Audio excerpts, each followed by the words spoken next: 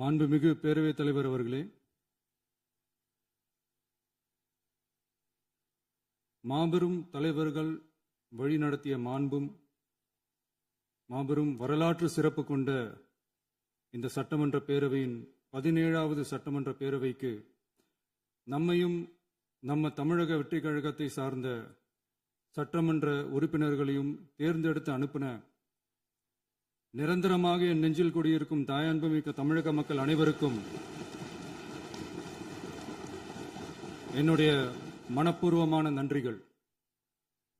17வது சட்டமன்ற கூட்டத்தொடரின் முதல் ஆளுநர் உரையின் மீதான நன்றி தெரிவிக்கும் தீர்மானத்திற்கு பதிலுரை வழங்க வாய்ப்பளித்த மாண்புமிகு பேரவைத் தலைவருக்கு நம் வணக்கத்தை தெரிவித்துக் கொள்கிறோம்.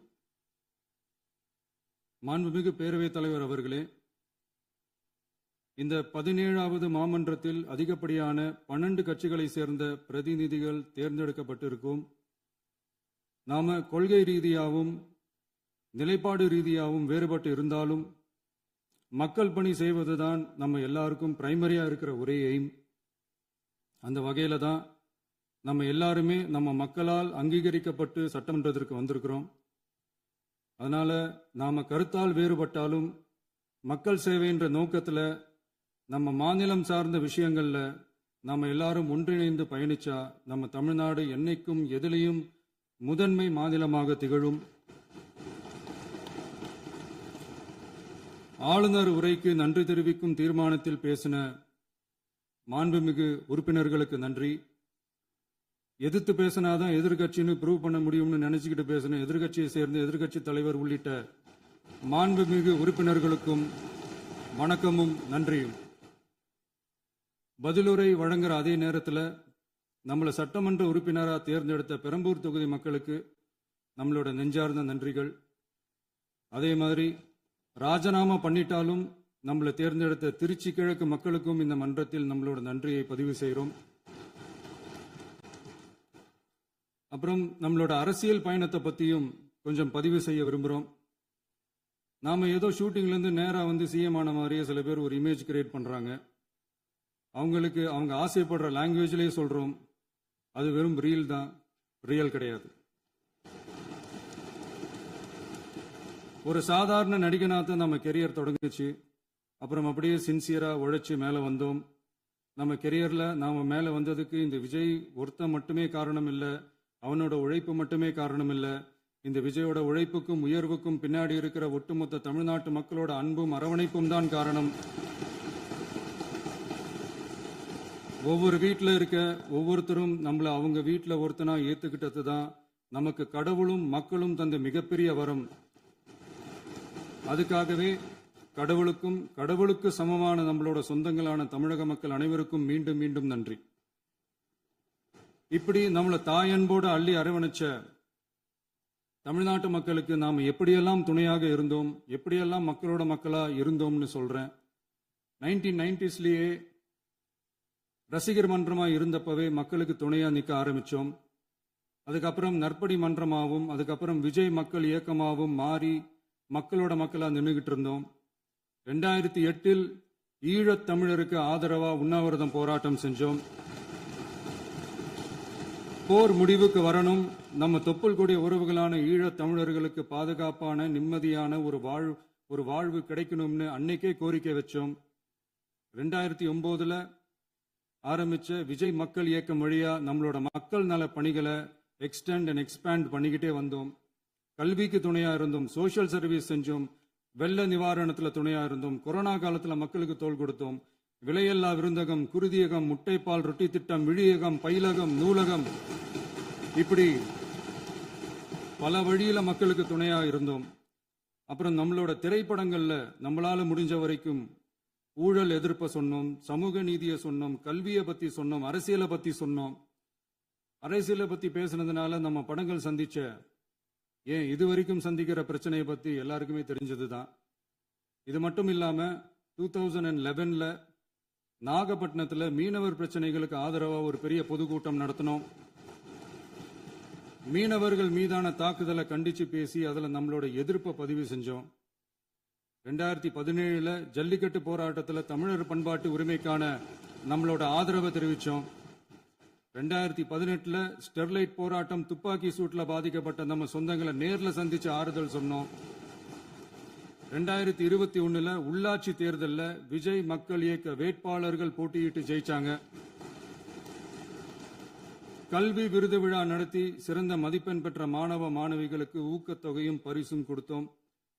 2024 தமிழக வெற்றி கழகத்தை ஆரம்பிச்ச உடனேயே CAA-வை எதிர்த்து அறிக்கை விட்டோம். அரசியல் கட்சி ஆரம்பிச்சு விழுப்புரம் மாவட்டத்தில் விக்கிரவாண்டியில நம்மளோட முதல் மாநில மாநாட்டிய வெற்றி கொள்கை திருவிழாவை நடத்தினோம். தந்தை பெரியார், பெருந்தலைவர் காமராஜர், அண்ணல் அம்பேத்கர், வீரமங்கை வேலுநாச்சியார், மக்கள் சேவகர் அஞ்சலை அம்மாள்னு நம்மளோட 5 கொள்கை தலைவர்களை அறிவிச்சோம். இந்தியாவிலே 2 பெண் ஆளுமைகளை கொள்கை தலைவர்கள் அறிவிச்ச ஒரே கட்சி நம்ம டிவிக்கு மட்டும்தான் என்ற பெருமையோடு அறிவிச்சோம். பெரியார் சொன்ன மாதிரியே அவர் சொன்னதுல நமக்கு ஏற்புடையதை மட்டும் எடுத்துக்கிட்டோம். அவரோட கடவுள் மறுப்பு கொள்கையில நமக்கு உடன்பாடு இல்லைன்னு ஓப்பனா அறிவிச்சோம். நமக்கு கடவுள் நம்பிக்கை உண்டுன்னு அறிவிச்சோம். யாரோட நம்பிக்கைக்கும் நாம் எதிரானவங்க இல்லைன்னு தெளிவா அறிவிச்சோம். பெண் கல்வி, பெண்கள் முன்னேற்றம், சமூக சீர்திருத்தம், சமூக நீதி, இப்படி பெரியாரோட கருத்துக்களை நிறையவே ஏத்துக்கிட்டோம்னு அறிவிச்சோம். அண்ணல் அம்பேத்கரோட சம வாய்ப்பு, சமநீதி, சமத்துவத்தை ஃபாலோ பண்ணுவோம்னு அறிவிச்சோம். பெருந்தலைவர் காமராஜரோட மதச்சார்பின்மையை ஏத்துக்கிட்டதோட அவரோட நேர்மையான நிர்வாகத்தையே ஒரு கொள்கையா ஏத்துக்கிட்டோம்னு அறிவிச்சோம். வீரமங்கை வேலு நாச்சியாரோட மண் மீட்பையும் சமூக நல்லிணக்கத்தையும் பின்பற்றுவோம்னு அறிவிச்சோம். மக்கள் சேவகர் அஞ்சலை அம்மாளோட விடுதலை வேட்கையையும் மக்களோட வாழ்வாதாரத்துக்காக உறுதியாக நிற்கிறதையும் பின்பற்றுவோம்னு சொன்னோம். எல்லாருக்கும் எல்லாமும் கிடைக்கணும், எம் மதமும் நம் மதம்னு சொல்லி மதச்சார்பற்ற சமூக நீதி தான் நம்ம கொள்கைன்னு அறிவிச்சோம். நம்ம கொள்கை எதிரி யாரு, அரசியல் எதிரி யாருன்னு ஓப்பனா அறிவிச்சோம். எல்லாத்துக்கும் மேல பிறப்புக்கும் எல்லா உயிருக்கும்ன்றத நம்மளோட அடிப்படை அரசியல் கோட்பாட்டா அறிவிச்சுட்டு தான் அரசியலுக்கே வந்தோம். நம்ம மதுரை மாநாட்டில் நம்மளோட தேர்தல் அரசியல் மற்றும் ஆட்சி அதிகார அரசியல் வழிகாட்டியா அறிஞர் அண்ணாவையும் புரட்சி தலைவர் எம்ஜிஆரையும் ஏத்துக்கிட்டதா அறிவிச்சோம். அப்புறம் இன்னனையும் நாம இங்க பதிவு செஞ்சே ஆகணும். எல்லாரும் கட்சி ஆரம்பிச்சுட்டு தான் ஒவ்வொரு வீட்டுக்குள்ளேயும் போவாங்க. ஆனா நாம ஒவ்வொரு வீட்டுக்குள்ளேயும் போனதுக்கு அப்புறம் தான் கட்சியவே ஆரம்பிச்சிருக்கிறோம். ஒவ்வொரு வீட்டில் ஒவ்வொருத்தரும் நம்மள அவங்க பிள்ளையா, மகனா, அண்ணனா, தம்பியா ஏத்துக்கிட்டதும் இயல்பா நடந்துச்சு. தமிழ்நாட்டு மக்களோட மனசுக்குள்ள போறதுக்கு நாம பட்ட பாடு நமக்கு மட்டும்தான் தெரியும்.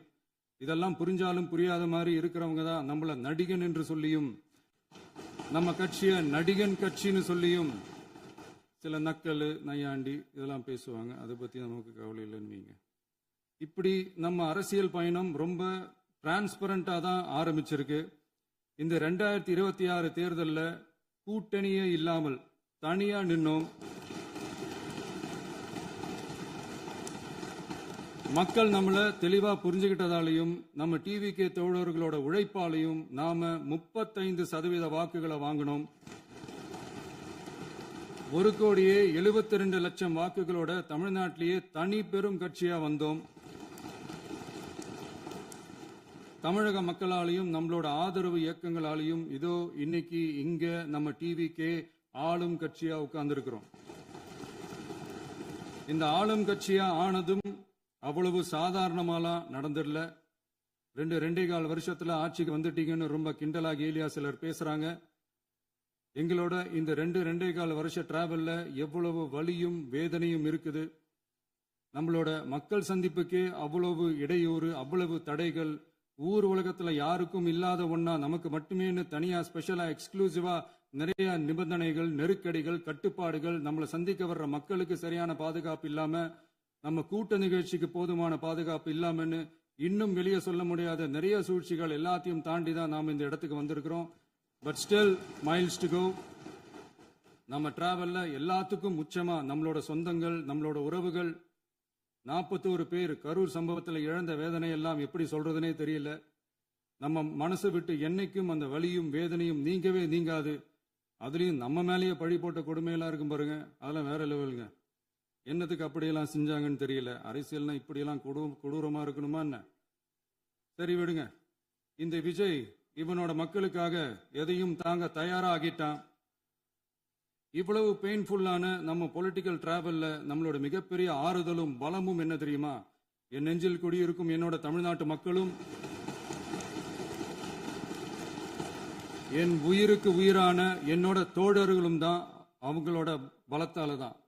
அன்னைக்கு 1967ல முன்னாள் முதல்வர் மாண்புமிகு அறிஞர் அண்ணா அவர்கள் தலைமையில் அமைஞ்ச சாமானியர்களோட ஆட்சி மாதிரி 1977ல முன்னாள் முதல்வர் மாண்புமிகு புரட்சி தலைவர் எம்ஜிஆர் அவர்கள் தலைமையில் அமைஞ்ச மிக சாமானியர்களோட ஆட்சி மாதிரி இதோ இன்னைக்கு அதே வரிசையில 2026 சட்டமன்ற தேர்தல்ல இந்த விஜயோட தோழர்கள் இடம்பெற்ற ஒரு மிக மிக சாமானியர்களின் ஆட்சி அமைஞ்சிருக்கு.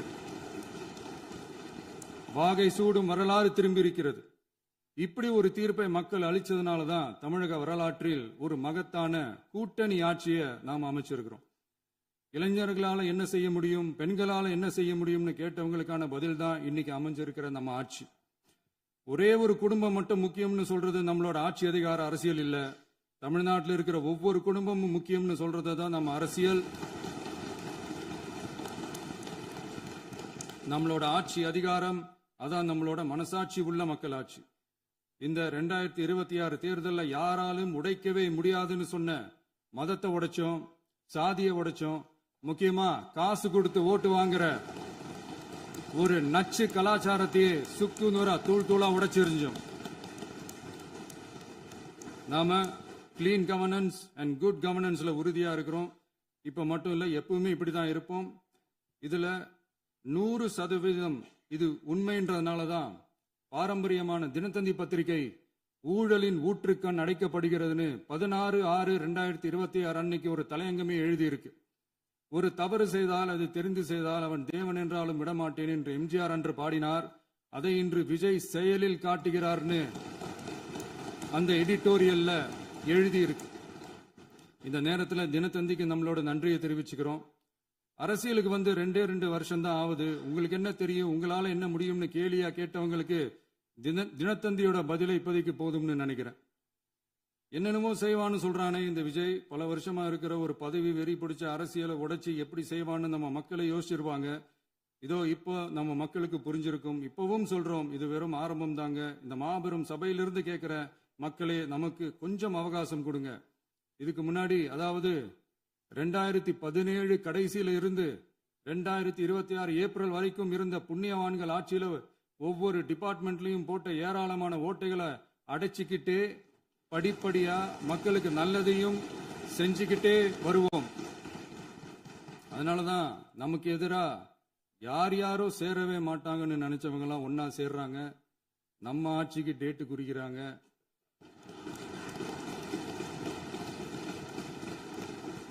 சரி, அவங்கள நம்ம மக்களே பார்த்துப்பாங்க, அது விடுங்க.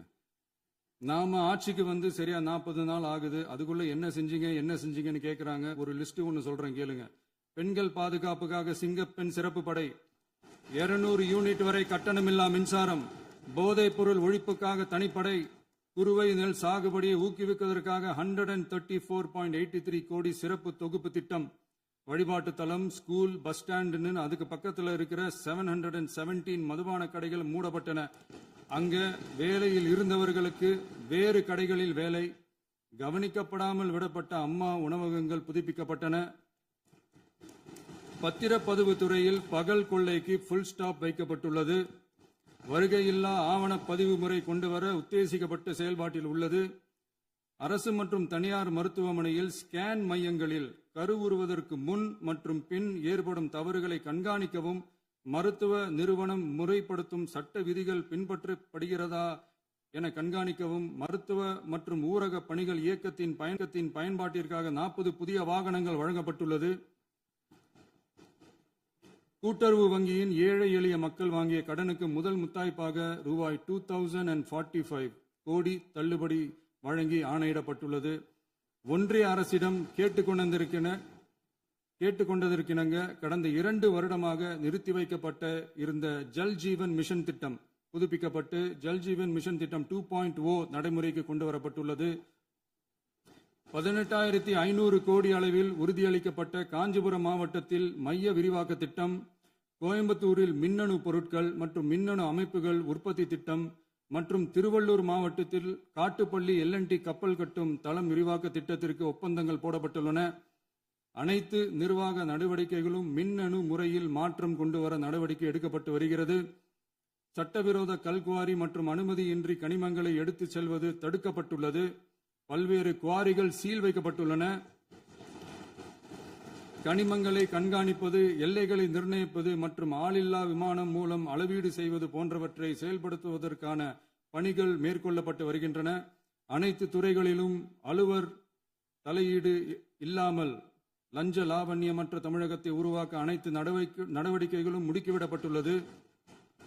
இதெல்லாம் சாம்பிள் தான், இன்னும் இருக்கு. இந்த வெறும் 40 நாளுக்குள்ளேயே இவ்வளவு செஞ்சிருக்கோம்னா இனி வர்ற நாட்கள்ல கொஞ்சம் கொஞ்சமா படிப்படியா ஸ்டெடியா உழைச்சி லஞ்ச லாவண்யம் இல்லாத, ஊழல் இல்லாத, பெண்களுக்கு பாதுகாப்பான, சுதந்திரமான, டிரான்ஸ்பரண்டான தமிழ்நாட்டை நம்ம சொந்தங்களான தமிழக மக்களுக்கு தர்றது தான் நம்மளோட ஒன் அண்ட் ஒன்லி டார்கெட்.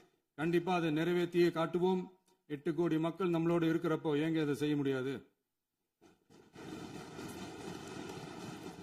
மாண்புமிகு பேரவைத் தலைவர் அவர்களே, தமிழ்நாட்டின் கருவூலம் எப்படி திசை மாறி உருமாறி தேய்ந்து ஓய்ந்து கிடைக்கிறதுன்னு சொன்னாங்க.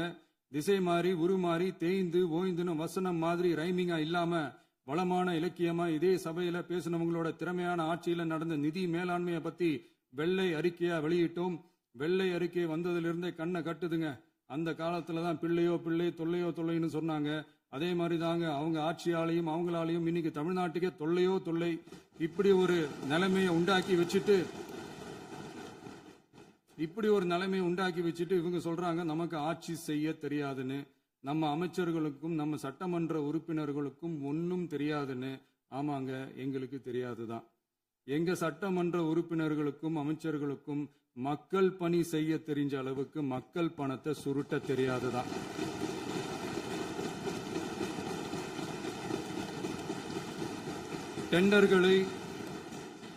டெண்டர்களை முறைப்படுத்த தெரிஞ்ச அளவுக்கு அதோட ரேட்டை உயர்த்தி ஊழல் செய்ய தெரியாதுதான்.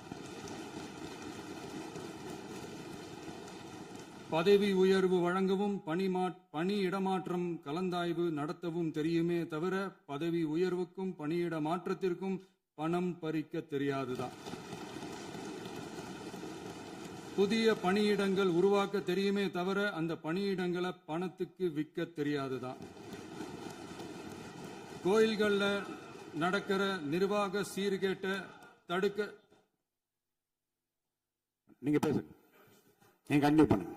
கோயில்கள்ல நடக்கிற நிர்வாக சீர்கேட்டை தடுக்க தெரியுமே தவிர கோயில் பணத்தை கொள்ளையடிக்க தெரியாதுதான். தங்கத்தை உருக்கி தாரை வார்க்க தெரியாதுதான்.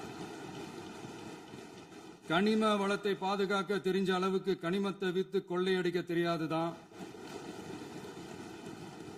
அரசு வருமானத்தை அரசு கஜானாவுக்கு மாத்த தெரிஞ்ச அளவுக்கு அந்த பணத்தை தனிப்பட்ட கஜானாவுக்கு மடை மாத்த தெரியாதுதான். போதை கலாச்சாரத்தை தடுக்க தெரிஞ்சவங்களுக்கு போதை கலாச்சாரத்தை வளர்க்க தெரியாதுதான். நம்ம குடும்பத்தில் இருக்கிற பாட்டி, அம்மா, அக்கா, தங்கச்சி, குழந்தைங்களை, பெண்களை மதிக்க தெரிஞ்சவங்களுக்கு ஓசி பஸ்,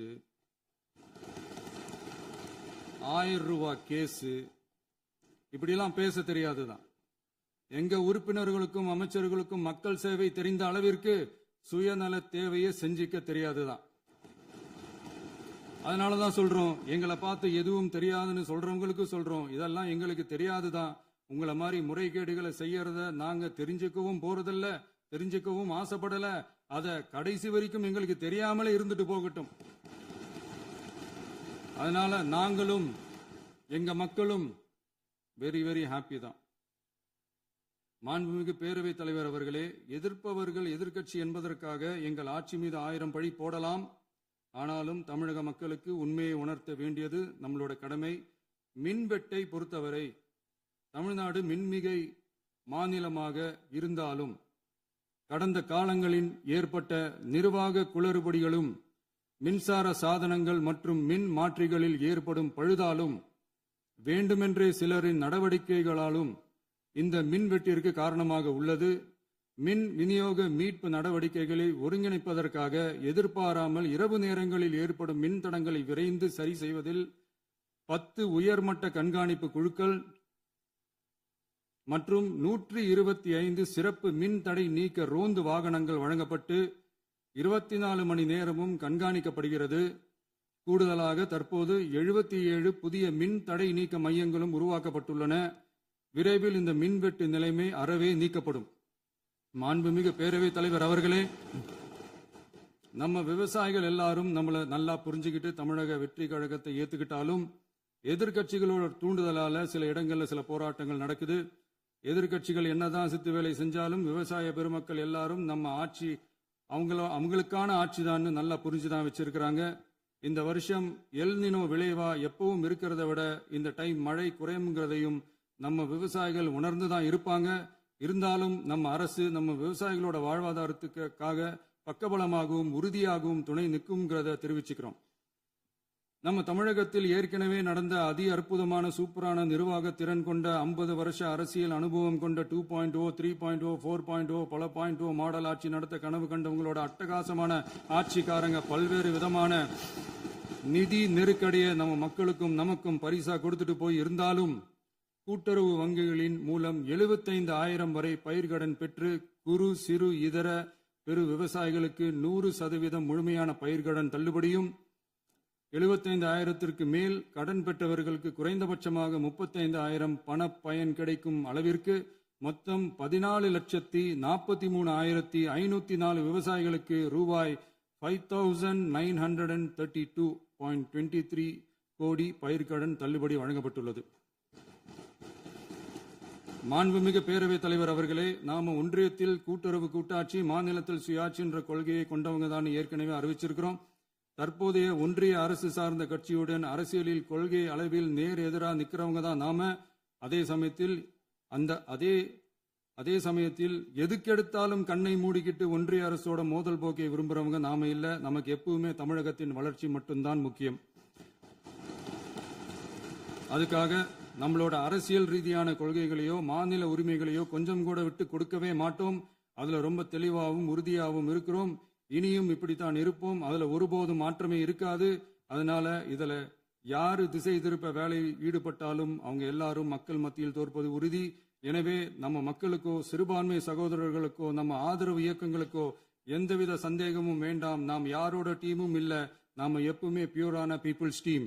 இன்னும் சொல்ல போனா நாம secular team, social justice team. மாண்புமிகு பேரவைத் தலைவர் அவர்களே, அரசு விழாக்கள், கல்வி நிறுவனங்கள் மற்றும் பல அதிகாரப்பூர்வ நிகழ்ச்சிகளோட தொடக்கத்தில் நம்ம தமிழ்தாய் வாழ்த்த பாடுறது தான் வழக்கமா இருக்கு. தமிழ்தாய் வாழ்த்த பொறுத்த வரைக்கும் நம் அரசு இதுல நம்மளோட உறுதியான நிலைப்பாட்டை ஒன்றிய அரசுக்கு மிக தெளிவா தெரிவிச்சிருக்கு. அது இல்லாம இதில் மாநில அரசின் கொள்கைக்கு ஏற்ப ஒன்றிய அரசின் அறிவிக்கையில் திருத்தம் மேற்கொள்ள கோரிக்கையும் விடுக்கப்பட்டுள்ளது. நீட் தேர்வை பொறுத்தவரை கிராமப்புற மற்றும் பொருளாதார ரீதியாக பின்தங்கிய மாணவர்களுக்கு சமமான வாய்ப்பை வழங்குவதில்லை. மருத்துவ கல்வியில் சமூக நீதி மற்றும் சம வாய்ப்பை நீட் பாதிக்கிறது என்பதை உணர்கிறோம். எனவே மருத்துவ படிப்புகளுக்கான சேர்க்கையை 12ஆம் வகுப்பு மதிப்பெண்களின் அடிப்படையில் நடத்த வேண்டும் என்று நமது அரசு வலியுறுத்தி வருகிறது. மத்திய அரசிடம் நீட்டிலிருந்து தமிழ்நாட்டிற்கு விலக்கு வழங்க வேண்டும் என்று கோரிக்கை விடுத்துள்ளது. மாண்புமிகு பேரவைத் தலைவர் அவர்களே, பேரறிஞர் அண்ணா அவர்கள் தலைமையிலான அரசு 1968 இருமொழி கொள்கையை நடைமுறைப்படுத்தியது. தமிழ் ஆட்சி மொழி, தமிழ் மொழியை பாதுகாப்பது, மாணவர்களுக்கு ஆங்கிலத்தின் மூலம் உலக அளவிலான வாய்ப்புகளை வழங்குவது, எந்த ஒரு மொழியையும் கட்டாயமாக திணிப்பதை தவிர்ப்பது மற்றும் எதிர்ப்பது, நிலத்தின் மொழி மற்றும் பண்பாட்டு அடையாளத்தை பேணுவது என்பதை நம் தமிழக வெற்றிக் கழக ஆட்சி ஏற்றுக்கொண்டுள்ளது. எனவே தமிழ்நாட்டில் தமிழ் ஆட்சி மொழி மற்றும் இருமொழி கொள்கை என்பதில் நமக்கு மாற்று கருத்தே இல்லை. மாண்புமிகு பேரவைத் தலைவர் அவர்களே, கடந்த 11/6/2026 அன்று நடந்த நிதி ஆயோக் கூட்டத்தில் தமிழ்நாடு அரசின் சார்பாக கலந்து கொண்டு வறுமையற்ற தமிழ்நாடு இயக்கம் உருவாக்க தேவையான நிதியையும், தமிழ்நாட்டுக்கு 2 எய்ம்ஸ் மருத்துவமனைகளை தருமாறும், மருத்துவம் மற்றும் பல் மருத்துவ படிப்பிற்கு 12ஆம் வகுப்பு மதிப்பெண் அடிப்படையில் இடங்களை நிரப்புதல் குறித்தும், செயற்கை நுண்ணறிவு தொடக்க நிறுவன வளர்ப்பு மையங்கள் தமிழ்நாட்டில் அமைக்கவும், இளைஞர் திறன் மற்றும் வேலைவாய்ப்பு இயக்கம் செயல்படுத்த வேண்டியும், பெண்கள் தலைமையிலான வளர்ச்சி குறித்தும், மீனவ சமுதாயங்களின் வாழ்வாதாரம் மற்றும் மீன்பிடி படகுகள் மற்றும் மீனவர்களை விடுவித்தல் குறித்து நிரந்தர நடவடிக்கை எடுக்க வேண்டியும், காலநிலை தாங்கும் தன்மை பெருந்திட்டம் 2045 கீழ் விண்வெளி உற்பத்தி மையத்தை தேசிய விண்வெளி உற்பத்தி மையமாக அறிவிக்க கோரியும், தமிழ்நாட்டில் சாலை போக்குவரத்து, நெடுஞ்சாலை மற்றும் ரயில்வே அமைச்சகத்தின் மேம்பாட்டு குறித்தும், அனைத்து கிராமங்களையும் டிஜிட்டல் இணைப்பு வசதி ஏற்படுத்துதல் குறித்தும், கூட்டு குடிநீர் திட்டம் தொடரவும், அரசின் விழாக்களில் தமிழ்தாய் வாழ்த்துக்கான முதலிடத்திற்கான கோரிக்கையும், மேகதாது அணை கட்டுமான நிறுத்தத்தை உறுதிப்படுத்தவும், மாநிலத்தின் மீது மும்மொழி கொள்கையை வற்புறுத்தாமல் புதிய கல்விக் கொள்கையை திணிக்காமல் தமிழகத்திற்கான கல்வித் தொகை ரூபாய் 3284 கோடியை விடுவிக்க கோரியும், ஆண்டுதோறும் 5 லட்சம் இளைஞர்களுக்கு உதவித் தொகையுடன் கூடிய பணியினை தொழில்நுட்ப பயிற்சி வழங்க ஒத்துழைப்பு வழங்குமாறும், ஒகேனக்கல் 3ஆம் கட்ட கூட்டு குடிநீர் திட்டத்திற்கான நிதி ரூபாய் 2283.40 விடுவிக்கவும், வேலை வாய்ப்பு மற்றும் வாழ்வாதாரத்துக்கான உத்தரவாத திட்டத்தின் கீழ் வேலை வாய்ப்புகளை உருவாக்க உடனடி நடவடிக்கை மேற்கொள்ள வேண்டியும் மற்றும் திருக்குறளை தேசிய இலக்கியமாக அறிவிக்குமாறும் தமிழ்நாடு சார்பில் பேசியுள்ளோம் என்பதை தெரிவித்துக் கொள்கிறோம்.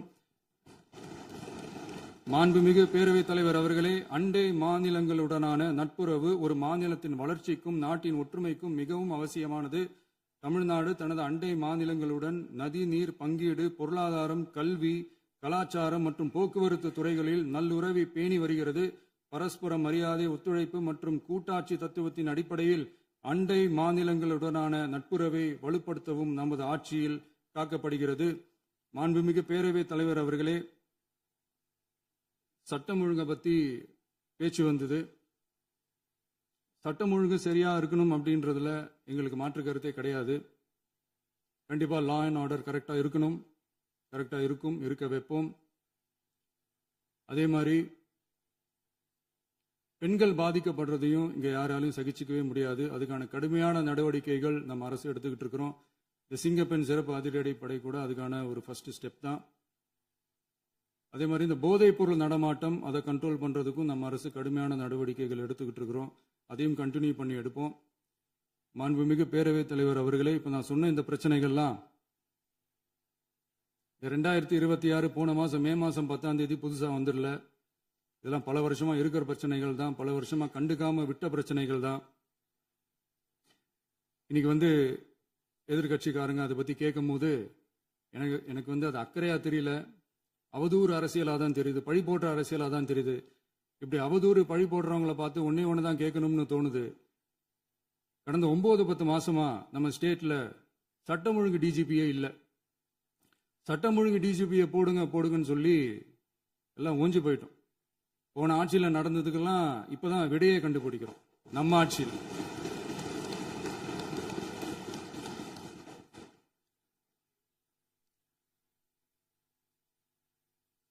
இந்த போதைப் பொருள் நடமாட்டம்லாம் தாறுமாறா அப்படியே பரவி கொட்டி கிடக்குது. இதெல்லாம் இனிஷியல் ஸ்டேஜ்லயே யார் கண்ட்ரோல் பண்ணியிருக்கணும்? போலீஸ் டிபார்ட்மெண்ட் அப்போ யார் கையில இருந்தது? இத்தனை கேள்வி நம்மளை பார்த்து கேட்கறாங்களே, ஒரே ஒரு கேள்வி தான் நான் கேட்கணும்னு தோணுது. போலீஸ் டிபார்ட்மெண்ட்டை கையில வச்சுக்கிட்டே பிகினிங்லயே இனிஷியல் ஸ்டேஜ்லயே இந்த போதைப் பொருள் நடமாட்டத்தை ஏன் கண்ட்ரோல் பண்ணல? மனசாட்சி உள்ளவங்க இந்த பிரச்சனையெல்லாம் ஏன் நடக்குதுன்றது அவங்களுக்கே நல்லா தெரியும். இன்னைக்கு சட்டம் ஒழுங்கை பத்தி கேள்வி கேட்க கூடாதா அப்படின்னா தாராளமா கேட்கலாம். இது ஜனநாயக அரசு, மன்னராட்சி எல்லாம் கிடையாது, மனசாட்சி உள்ள மக்களாட்சி. அதனால கேள்வி கேட்கலாம், எல்லாருக்கும் எல்லா உரிமையும் உண்டு. விமர்சனம் செய்யலாம், எல்லாருக்கும் எல்லா உரிமையும் உண்டு. ஆனா நம்ம ஆட்சியில் என்ன நடவடிக்கைகள் எடுத்திருக்கோன்றது தெரிஞ்சுக்கிட்டு அதுக்கேற்ற மாதிரி ஒரு நடுநிலையா பேசுனீங்கன்னா கொஞ்சம் நல்லா இருக்கும். சட்டம் ஒழுங்கை பத்தி யாருக்கு என்ன யோசனை இருந்தாலும், மக்கள் நலனுக்காக யாருக்கு என்ன யோசனை இருந்தாலும் அதை தாராளமாக சொல்லலாம். நம்ம அரசு அது காது கொடுத்து கேட்கும். ஆனா நம்ம அரசினுடைய நிர்வாகத்திறன் அதை பத்தி பேசுறவங்களுக்கு இந்த ஊரடிச்சு உலையில போட்டு ஊழல் மேல ஊழலா செஞ்சுக்கிட்டு அதுல இருந்து தப்பிக்கிறதுக்கு பேர் தான் நிர்வாகத்திறன் அப்படின்னு சொன்னா, அப்படிப்பட்ட ஒரு ஊழல் செய்யற நிர்வாகத்திறனை நம்ம அரசு ஒரு நாளும் செய்யாது. பொட்டி பெட்டியா பணத்தை வச்சுக்கிட்டு, பெட்டியை வச்சு எல்லாம் செஞ்சுக்கிட்டு, போதைப் பொருள் பாதுகாவல் கழக மாடல் அரசாங்கம் செஞ்ச ஒவ்வொரு ஊழலா வெளியில வந்துகிட்டு இருக்கு. டாஸ்மாக்ல அது என்னப்பா அது பேரு, பார்ட்டி ஃபண்ட், கட்சி நிதி அப்படின்ற பேர்ல அடிச்ச கொள்ளையெல்லாம் ஒண்ணு ஒண்ணா இப்போ கவர்மெண்டோட கஜானாவுக்குள்ள கொண்டு சேர்த்துக்கிட்டே இருக்கிறோம். உட்காருங்க. மாண்புமிகு முதல்வர்கள் பதில் உரைக்கு பிறகு முதல்வர் பதில் உரைக்கு பிறகு நேரம் தரேன். அப்ப பேசட்டும், அவங்க பேசட்டும், அவங்கள பேச அனுமதி. உட்காருங்க, உட்காருங்க.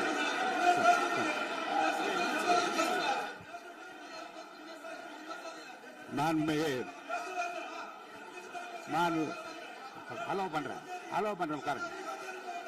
மாண்பு உறுப்பினர்கள் நீங்க இங்க உட்காருங்க, அமைதியா உட்காரு. நீங்க எல்லாம் உட்காருங்க. உட்காருங்க, உட்காருங்க. மாண்புமிகு நீங்க எல்லாரும் உட்காருங்க, உட்காருங்க, உட்காருங்க, உட்காருங்க, உட்காருங்க. அமைதியா உட்காருங்க. இருங்க, உட்காருங்க. அப்புறம் நீங்க என்ன உட்காருங்க. நான் கொடுங்க, உட்காருங்க. நான் பாயிண்டா வர கொடுங்க, நான் கொடுக்குறேன், உட்காருங்க. பல டிபார்ட்மெண்ட்லயும் மறுபடியும் சொல்றேன், கட்சி நிதின்ற பேர்ல அடிச்ச கொள்ளைய ஒண்ணு ஒண்ணா கவர்மெண்டோட கஜானாக்குள்ளேயே கொண்டு சேர்த்துக்கிட்டே இருக்கிறாங்க. இப்பவும் சொல்றேன், மக்கள் பணத்துல இருந்து ஒரு பைசா கூட தொடமாட்டோம், தொடவும் விடமாட்டோம், தொட்டா விடமாட்டோம், இதுக்கு முன்னாடி தொட்டவங்களையும் விடமாட்டோம்.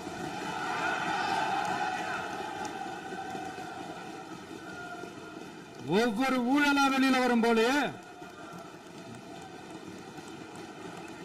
ஒவ்வொரு வேஷமா கலைஞ்சிரும் போலே, இங்க இருக்கிற நிறைய பேரு நடுங்கி போய் இதுல நம்ம மேல அவதூறு வேற. இப்ப புதுசா ஒரு வெப்பன் ஒண்ணு கொண்டு வந்திருக்காங்க. அது என்ன தெரியுமா? அவங்க தயவால தான் நம்ம ஆட்சி நடக்குதாம். மக்கள் தயவால இந்த ஆட்சி நடந்துகிட்டு இருக்கு. மனசாட்சி உள்ள சக்திகளோட ஆதரவால இந்த ஆட்சி நடந்துகிட்டு இருக்கு. நாங்க தான் அனுப்பி வச்சோம் அப்படின்றாங்களே.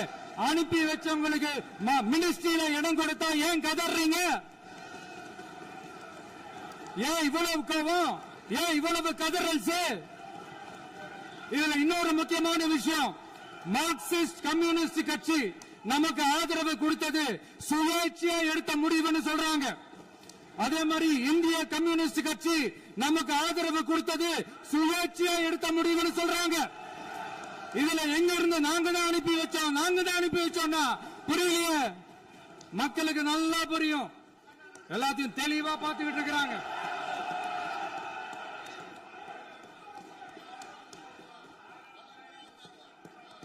முதலமைச்சர் கண்டினியூ பண்ணலாம். மாண்பு முதலமைச்சர்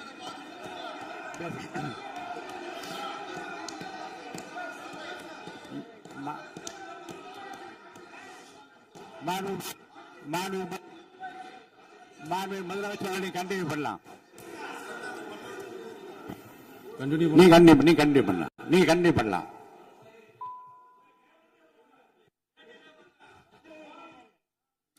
இந்த சமூக நீதி அரசுன்னு சொல்றவங்களை பார்த்து கேட்கிறேன், நம்ம பட்டியலின சகோதரர்களுக்கு எத்தனை அமைச்சர் பதவி கொடுத்தீங்கன்னு கொஞ்சம் சொல்ல முடியுமா?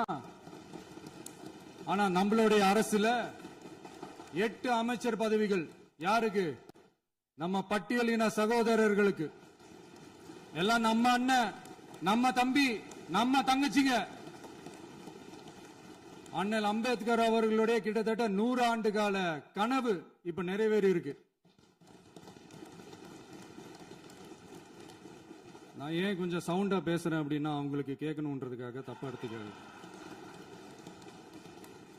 அதே மாதிரி பெண்களோட பாதுகாவலர் நாங்க தான் அப்படின்னு சொல்லிக்கிறவங்களை கேட்கிறேன், எத்தனை பெண்களுக்கு அமைச்சர் பதவியில இடம் கொடுத்தீங்க கொஞ்சம் சொல்ல முடியுமா? எங்க அரசுல 4 சகோதரிகளுக்கு அமைச்சர் பதவி கொடுத்திருக்கிறோம்.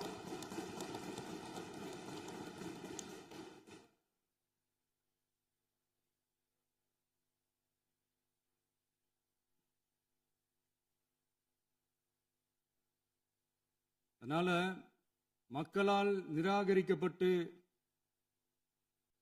மக்களால் அகற்றப்பட்டவங்களுக்கு ஒன்னே ஒன்னு சொல்லிக்கிறோம், தப்பே செய்ய மாட்டோம், ஊழலே செய்ய மாட்டோம், நேர்மையா தான் இருப்போம், நியாயமா தான் இருப்போம் அப்படின்னு சொல்றவங்களால மட்டும்தான் கூட்டணி ஆட்சி அமைக்க முன்வரும். ஆட்சியிலையும் பங்கு, அதிகாரத்திலையும் பங்கு கொடுக்க முன்வரும். ஊழல்லையே ஊறி போனவங்களால இந்த கூட்டணி ஆட்சியோ, ஆட்சியிலையும் பங்கோ, அதிகாரத்திலையும் பங்கு கொடுக்க முன்வராது. மெஜாரிட்டி இருந்தாலும் தரமாட்டாங்க, மெஜாரிட்டி இல்லைனாலும் தரமாட்டாங்க. கேட்டா ரெடிமேடா ஒரு பதில் ஒண்ணு வச்சிருப்பாங்க, கூட்டணி ஆட்சியை மக்கள் விரும்ப மாட்டாங்கன்னு. அதே மக்கள் தான் இப்ப அவங்கள பார்த்து சிரிக்கிறாங்க. நான் பதவி ஏத்த அன்னைக்கு கொஞ்சம் டைம் அவகாசம் கேட்டேன். எதுக்கு கேட்டேன்? நிதி நிலைமைலாம் கொஞ்சம் மோசமா இருக்குது, அதெல்லாம் கொஞ்சம் சரி செஞ்சுக்கிட்டே படிப்படியா கொஞ்சம் கொஞ்சமா நான் கொடுத்த வாக்குறுதிகள்லாம் செயல்படுத்துவேன், அதுக்காக கொஞ்சம் டைம் அவகாசம் கேட்டேன். நான் ஏதோ வேற எதுக்காகவோ வேற யாருக்காகவோ ஏதோ அவகாசம் கேட்ட மாதிரி. அடுத்து இங்க சபையில இல்லாதவங்களை பத்தி பேச வேண்டாம்னு நினைக்கிறேன்.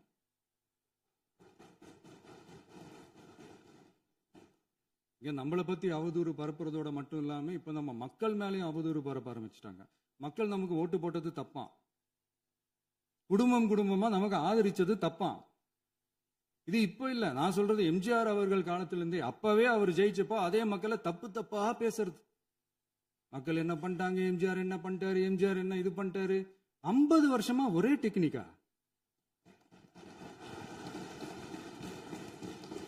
டெக்னாலஜி எல்லாம் மாறி வேற எங்கேயோ போயிட்டு இருக்கு பஸ்.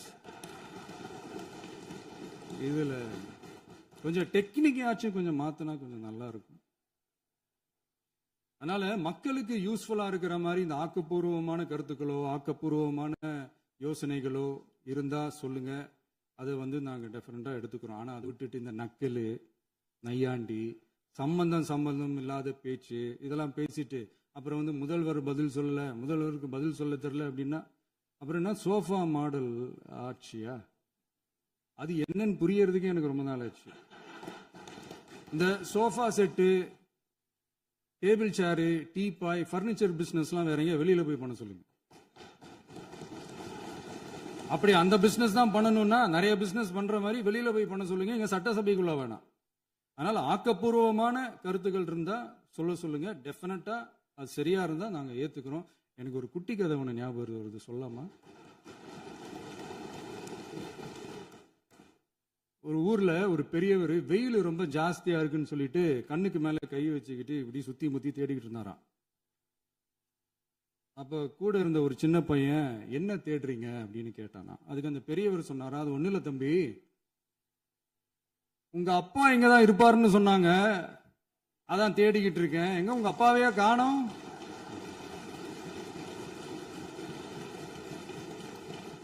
இல்ல அந்த எங்களுக்கும் நக்கலா நையாண்டியா சம்பந்தம் இல்லாத குட்டி கதை இதெல்லாம் எங்களுக்கும் பேச தெரியும். அந்த கதையில பெரியவர் அப்படி சொன்னாராம், தப்பா எடுத்துக்காதீங்க. அந்த கதையில பெரியவர் அப்படி கேட்டாராம். அதனால யாரும் இங்க டென்ஷன் ஆக வேணாம். அதனால இன்னொரு இந்த என்னுடைய உரையை முடிக்கிறதுக்கு முன்னாடி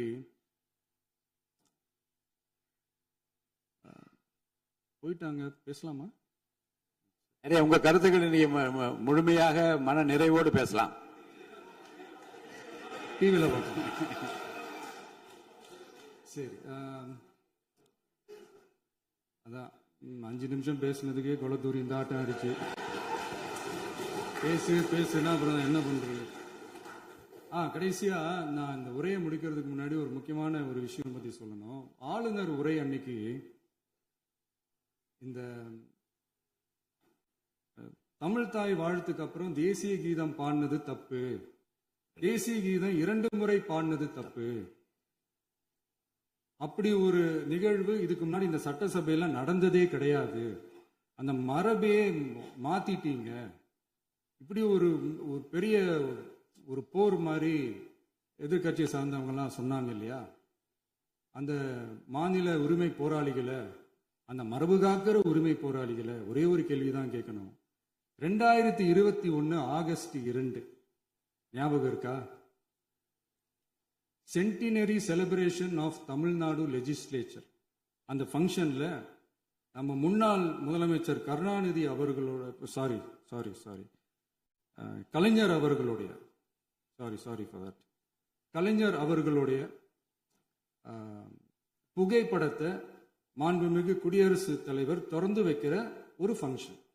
அந்த ஃபங்க்ஷன்ல national anthem followed by Tamil Thai Vazhthu அப்படின்னு அறிவிச்சது ஞாபகம் இருக்கா?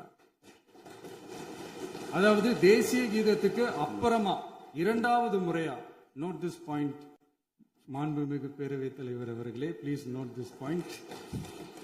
தேசிய கீதத்துக்கு அப்புறம் இரண்டாவது முறையாக தமிழ் தாய் வாழ்த்து பாடப்படும் அப்படின்னு சொன்னது ஞாபகம் இருக்கா?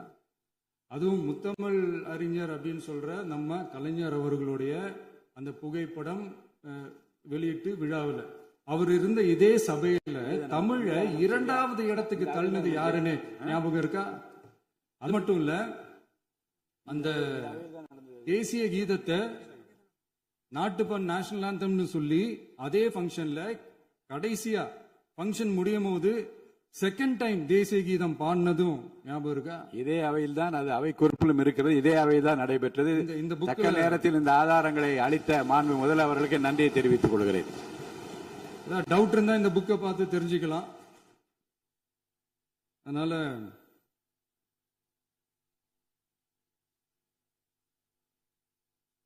இதெல்லாம் கேட்டா என்ன சொல்லுவாங்கன்னா, அது ஜனாதிபதி கலந்துகிட்ட ஃபங்க்ஷன், அதெல்லாம் அப்படிதான், அதெல்லாம் கண்டுக்க கூடாது அப்படின்னு சொல்லுவாங்க. இதே மாதிரிதான் பேசுறது ஒண்ணு, செய்யறது ஒண்ணு, செய்யறது ஒண்ணு, பேசுறது ஒண்ணு. இதெல்லாம் மக்கள் பார்த்துக்கிட்டு இருக்காங்க. எலெக்ஷனுக்கு முன்னாடி தான் அப்படி செஞ்சுக்கிட்டு இருந்தாங்க. இப்போ எலெக்ஷனுக்கு அப்புறம் அதே தான் செய்யறாங்க. இந்த விஜயையும் சாமானியர்களின் உண்மையான சமூக நீதி அரசையும் அவமானப்படுத்துறதுக்கு தான் அவங்களோட அந்த பொலிட்டிக்கல் சீனியாரிட்டி அது பயன்படுத்துது போல. சரி, செய்யட்டும் செய்யட்டும், நல்லா செய்யட்டும். இப்போ ஆனாலும் நம்மளுடைய மாநில உரிமை, மொழி உரிமை, உத்தம உத்தரர் போல வேஷம் போடுற எதிர்கட்சிக்கு ஒன்றை மட்டும் ஆணித்தரமாக சொல்றோம். உங்களை மாதிரி தமிழ்னு சொல்லிக்கிட்டு, மொழி, பண்பாடு, கலாச்சாரம்னு சொல்லிக்கிட்டு ரெட்டை வேஷம் போடுறவங்க நாங்க கிடையாது. உலகெங்கும் வாழும் என் தமிழ் சொந்தங்களுக்கு நம்முடைய உத்தரவாதம் தமிழ் தான் எங்க உயிர் நாடி அப்படின்றத மறக்க மாட்டோம். இப்பவும் சொல்றோம், மாநில உரிமையில எப்பவும் உறுதியா இருப்போம். அதே சமயத்துல அரசியல் வேற, ஒன்றிய மாநில அரசுகளுக்கு இடையே இருக்கிற நிர்வாக அணுகுமுறை வேற. இதுல நாங்க ரொம்ப தெளிவா இருக்கிறோம். அதனால எங்களுக்கு பாடம் எடுக்கிறதா நினைச்சுக்கிட்டு உங்க வேஷத்தை நீங்களே கொஞ்சம் கொஞ்சமா கலைச்சிக்கிட்டே வர்றீங்க, மறந்துடாதீங்க. அப்புறம் நேத்து எதிர்கட்சி தலைவர், மாண்புமிகு எதிர்கட்சி தலைவர் பேசும்போது நிறைய பேசினாங்க. அதுல ஒண்ணு மட்டும் அரசு சொல்றதா நினைச்சுக்கிட்டு நம்மளை இன்டைரக்டா ஈவில் அப்படின்ற அந்த வார்த்தையை யூஸ் பண்ணாங்க. எனக்கு ஒண்ணுதான் சொல்லணும்னு தோணுது. ஈவில்ஸ்னு டெவில்ஸ் பேசக்கூடாது.